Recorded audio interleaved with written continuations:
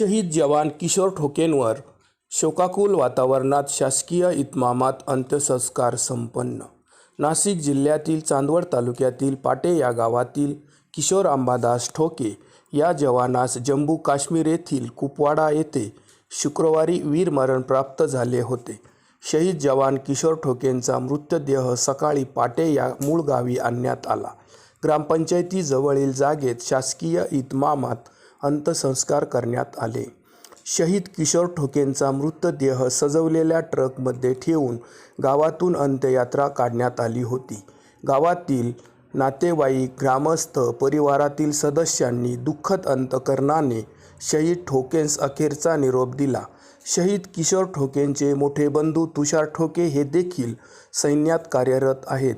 2013ला दोघेही भाऊ सैन्यात भरती झाले होते।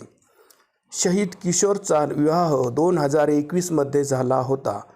ते कुपवाडा येथील उंच धोकादायक पहाडावर कर्तव्यात तैनात होते। गावी पत्नी वैशालीची प्रसूतीची तारीख जवळ आल्याने तिला दवाखान्यात प्रसूतीसाठी घेऊन जायचे असल्याने त्यांनी सुट्टी काढली होती व घरी जाण्यासाठी खाली उतरत असतानाच हृदयविकाराचा झटका आला व त्यातच ते शहीद झाले होते। मोठा भाऊ तुषार हा देखील 15 दिवसांपूर्वीच 2 महिन्यांच्या सुट्टीवर घरी आला होता। शहीद किशोर हे देखील 2 दिवसात घरी येणार होते, त्यामुळे घरातील वातावरण अतिशय आनंदी होते। घरात नवीन पाहुण्याचीही चाहूल लागली होती।